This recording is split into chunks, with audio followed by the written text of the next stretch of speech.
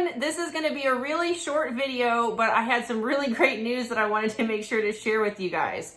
I don't know if you've heard, but the EAA is going to be putting on a Spirit of Aviation Week online the week of what would have been AirVenture.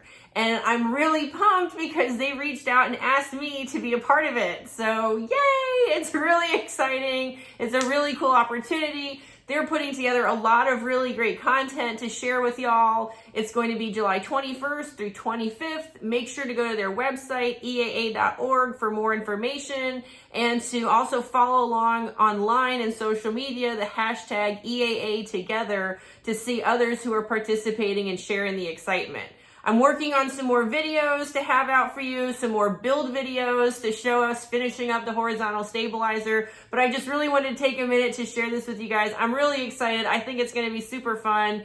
And yeah, make sure to go and check out the Spirit of Aviation Week, July 21st through 25th.